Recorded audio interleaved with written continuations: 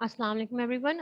Welcome to lecture number 7. In this lecture, we'll be focusing about introduction of constraint satisfaction problem. So let's start with the basic introduction. And in the introduction, हम थोड़ा recall करेंगे कि हमारे पास जो search problems होती हैं उसमें हम देखते हैं कि हम proper sequence find out करते हैं कि क्या वो actions हमारे पास हुए जिनके बाद हमारे पास goal आया, क्या वो sequence of actions थे जिनके बाद हमने एक path obtain किया अपनी search space में। और path की जहाँ तक बात आती है तो फिर हम ये देखते हैं कि हमारा जो भी पाथ है जिससे हम गोल की तरफ जा रहे हैं तो कितने ऐसे डिफरेंट पाथ्स हैं या डिफरेंट ऐसी डेप्थ्स हैं जिनके बाद अल्टीमेटली हम अपने गोल तक पहुंच जाते हैं। तो हम कुछ रूल ऑफ थम्स यूज करते हैं ह्यूरिस्टिक को लेके ताकि हमारे पास ऐसे ह्यूरिस्टिक्स आए जिनसे हमारा सोल्यूशन या हमारी सर्च एफिशिएंट बन जाए। बट कंस्ट्रेंट सेटिस्फेक्शन की मैं बात जब करती हूँ तो ये सर्च प्रॉब्लम तो बिल्कुल है। सर्च प्रॉब्लम तो बिल्कुल है, लेकिन यहाँ हमारा जो ज्यादा फोकस होता है ना वो बजाते खुद गोल पे होता है, ना कि हम लोकल सर्चेस जैसे कि लोकल सर्चेस में होता है। हम उसमें पाथ की बात नहीं करेंगे, हम उसमें सीक्वेंस ऑफ एक्शंस की बात नहीं करेंगे, हमारा ज्यादा फोकस गोल पे होगा। अगर मैं रिकॉल करूं सर्च प्रॉब्लम की डेफिनेशन को, तो जितनी भी हमारे पास सर्च प्रॉब्लम्स होती हैं वो बेसिकली ब्लैक बॉक्स की तरह होती हैं, जहां हमें कोई अंडरलाइंग स्ट्रक्चर पता नहीं होता, जहां हमें कोड लेवल डिटेल्स नहीं पता होती। वहां हम सिंपली ये देखते हैं कि हमारे क्या इनपुट्स और उस पर हम कहाँ जा रहे हैं। हम ये नहीं देखते कि हम अपने आउटपुट तक पहुंच कैसे रहे हैं, क्या प्रोसेस अंदर अप्लाई हो रहा है। तो जो गोल टेस्ट होता है वो भी एक तरह का ब्लैक बॉक्स है, क्योंकि यहाँ जो सर्च एल्गोरिदम है वो उसको ये नहीं पता कि क्या होगा जब कोई गोल डिक्लेयर करते हैं। हम किस बात पे किसी चीज को आप कहते हो कि ये मेरा गोल है और किस तरह से मैं उस गोल तक पहुंचाऊं, इसका मुझे कुछ नहीं पता होता। The same could be said about the successor function. मुझे ये नहीं पता होता कि मैं क्या फंक्शन अप्लाई करूंगी जिसके बाद मैं नेक्स्ट स्टेट में चली जाऊंगी। तो this is the concept of search problem, जिसमें आप टोटल ब्लैक बॉक्स की तरह वर्क कर रहे हो कि आप यहाँ से यहाँ आ गए, कैसे आए, क्या प्रोसीजर था, क्या वेरिएबल्स थी, किस तरह की स्पेस थी और वो किस तरह से इनपुट को आउटपुट में कन्वर्ट कर रही है। You have no idea about it. That's why it's known as black box approach, जिसको हमने बिल्कुल इंट्रोडक्टरी लेक्चर्स में कहा था कि इसको आप एटॉमिक रिप्रेजेंटेशन कहते हो। लेकिन जब मैं सीएसपी की डेफिनेशन पे आऊंगी और उसकी बात करूंगी तो यहाँ इस तरह के प्रॉब्लम्स को मैं कहती हूँ फैक्टर्ड रिप्रेजेंटेशन, क्योंकि इसमें मेरे पास डिफरेंट वेरिएबल्स होते हैं जो कि एक दूसरे पर डिपेंड कर रहे होते हैं, डोमेन्स होते हैं और कुछ कंस्ट्रेंट के साथ वो काम करते हैं, कुछ रिस्ट्रिक्शंस के साथ काम करते हैं। तो जब भी हम सीएसपी की बात करेंगे तो we'll be having three things. Number one is the domain, number one is the variable, number two is the domain, and number three thing is the constraint, कि क्या वो restrictions हैं जिनको follow करते हुए, जिनको satisfy करते हुए आपको at the end अपने गोल तक पहुंचना है। ठीक है, so here the goal test the set of constraints specifying allowable combinations of values for subset of variables. ठीक है, तो यहाँ जो आपके पास इस तरह का मॉडल होता है जिसको आप फैक्टर्ड मॉडल कहते हैं, कि हर किसी की एक स्टेट से दूसरी स्टेट तक जब आप पहुंचे तो आपको पता होता है कि भाई उसका डोमेन क्या है, उसके डोमेन में क्या वो वेरिएबल्स हैं, क्या कंस्ट्रेंट्स हैं जिनको अप्लाई करते हुए मैं किसी दूसरी स्टेट तक पहुंच जाऊंगी। ठीक है, so let's discuss more about it कि जब भी आप कंस्ट्रेंट सेटिस्फेक्शन की बात करेंगे कि तो कुछ वेरिएबल्स होंगे जो उस एनवायरनमेंट का पार्ट होंगे, कुछ डोमेन वैल्यूज होंगी जिनमें रहते हुए आपको उस प्रॉब्लम को सॉल्व करना है, और कुछ लिमिटेशंस होंगी जो आप सेटिस्फाई करेंगे और उसको सेटिस्फाई करते हुए उस प्रॉब्लम को सॉल्व करेंगे।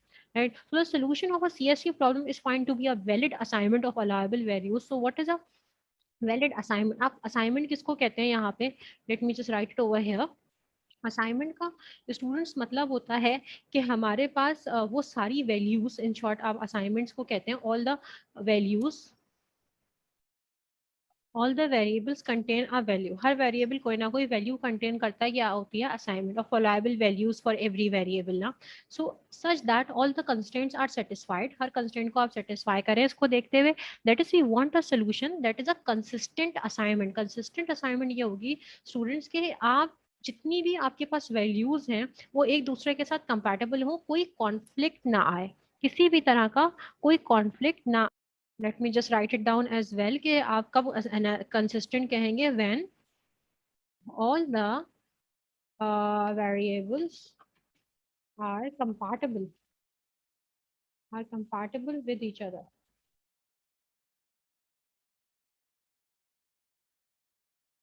When all the variables,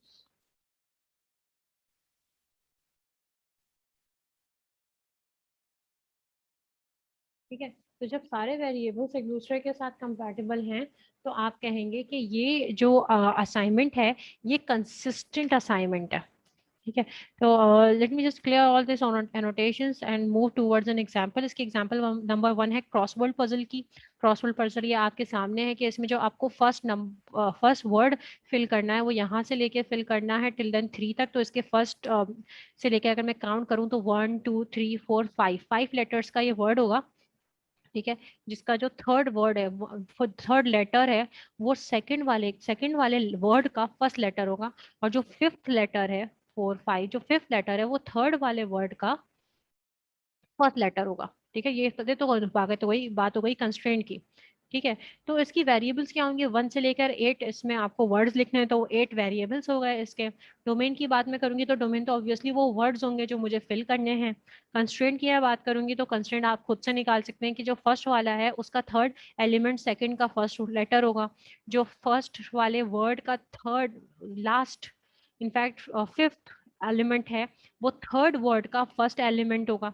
ये सारे कंस्ट्रेंट्स यहाँ पर मेंशन है जो कि आप मैप भी कर सकते हैं कि जो सेवेंथ है, अगर मैं सेवेंथ के फर्स्ट वाले की बात करूं, जो सेवेंथ का फर्स्ट है वो मेरे सेकंड वर्ड का 1 2 3 4 फोर्थ से मैच होना चाहिए। ठीक है।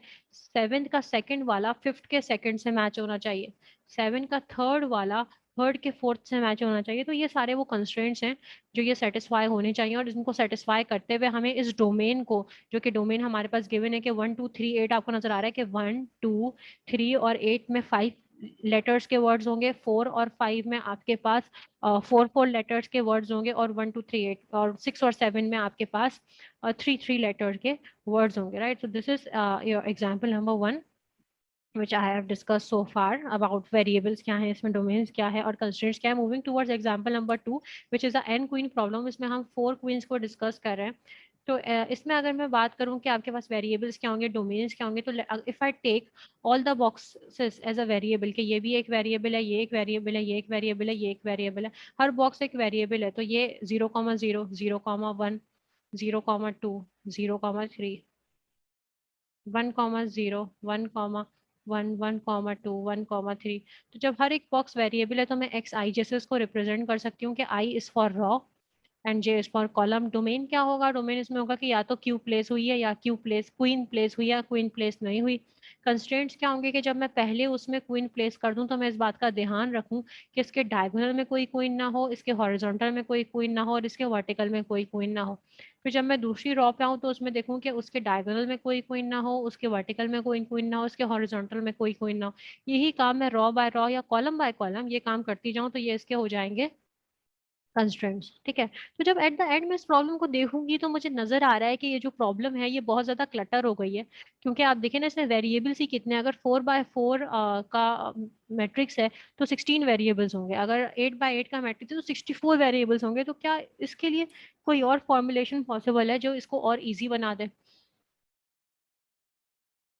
Just think for a while, just stop mid video and this video and think for a while, क्या क्या पॉसिबल है?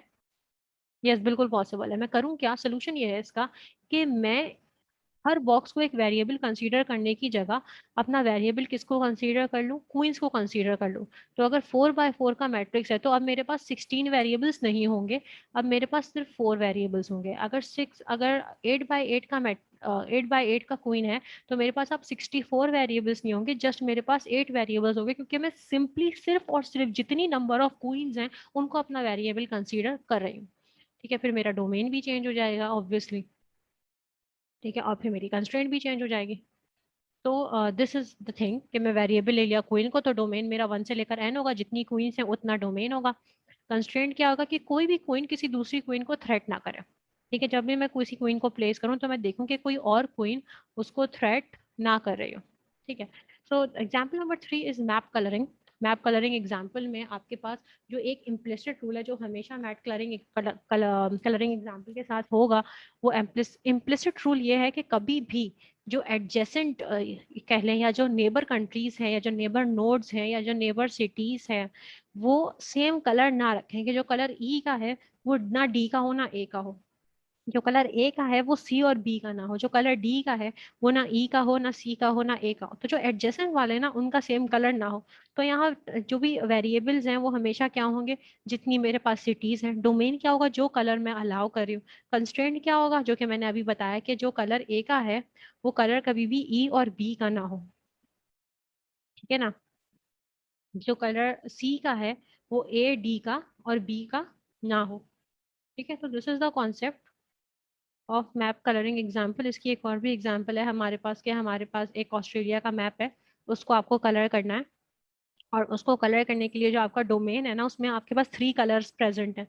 और कंस्ट्रेंट आपको ये दिया हुआ है कि एक तो इम्प्लिसिट है कि हाँ ये बाय डिफॉल्ट है कि वेस्टर्न ऑस्ट्रिया जो है वो नॉर्दर्न टेरिटरी के सेम कलर नहीं होगा। साउथ ऑस्ट्रिया का ना वेस्ट ऑस्ट्रिया का कलर सेम होगा, ना नॉर्दर्न टेरिटरी से कलर सेम होगा, ना क्वीनलैंड से सेम होगा, ना साउथ वेल से सेम होगा, ना विक्टोरिया से सेम होगा। किसी से भी सेम नहीं होना चाहिए। ये तो बाय डिफॉल्ट है ही है, या बराबर नेबर्स का सेम ना हो। लेकिन इसके अलावा एक एक्सप्लिसिट कंस्ट्रेंट भी दे दिया कि जब आप वेस्टर्न ऑस्ट्रेलिया का नॉर्दर्न टेरिटरी के साथ कलर कर रहे हो तो इस बात का ध्यान रखें कि इन दोनों में से कोई एक जो है वेस्टर्न ऑस्ट्रेलिया रेड हो और जो नॉर्दर्न टेरिटरी है वो ग्रीन हो, या फिर वेस्टर्न ऑस्ट्रेलिया रेड हो और नॉर्दर्न टेरिटरी ब्लू हो। ये उन्होंने खुद से एक कंस्ट्रेंट रख दिया। अब इस कंस्ट्रेंट को देखते हुए आपने कहा कि चलो वेस्टर्न ऑस्ट्रेलिया को रेड कर देती हूँ और नॉर्दर्न टेरिटरी को ग्रीन कर देती हूँ, ये एक काम हो गया। अब साउथ ऑस्ट्रिया को ना मैं ग्रीन कर सकती हूँ ना मैं रेड कर सकती हूँ, तो मैंने ब्लू कर दिया। अब क्योंकि ये ग्रीन और ये ब्लू हो गया तो इसके बराबर वाला रेड के अलावा और कुछ नहीं हो सकता। और क्योंकि रेड और ब्लू हो गए तो उनके बराबर वाला ग्रीन के अलावा कुछ नहीं हो सकता। और अब जब मैं विक्टोरिया पे आती हूँ तो विक्टोरिया के दो एडजस्टमेंट में, एक साउथ ऑस्ट्रेलिया है और एक न्यू साउथ वेल्स है। तो जो न्यू साउथ वेल्स है वो ग्रीन है और साउथ ऑस्ट्रेलिया ब्लू है, तो नीचे वाला जो विक्टोरिया है वो क्या हो जाएगा, वो हो जाएगा रेड, ठीक है। This is the idea of you know constraint satisfaction problems के, किस तरह से हम कंस्ट्रेंट सेटिस्फेक्शन प्रॉब्लम्स की बात करते हैं।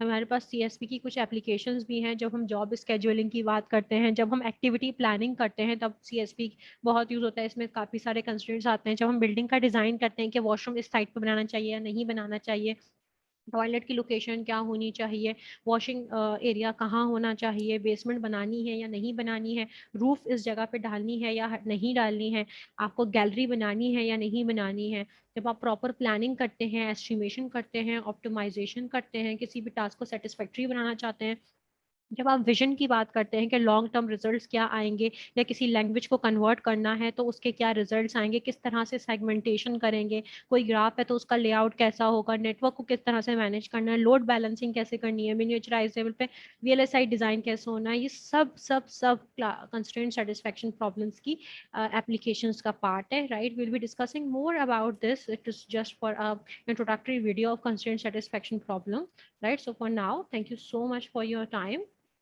I hope it's very clear to you. Yeah, we'll discuss more about it in the next video. So for now, thank you so much. Allah Hafiz.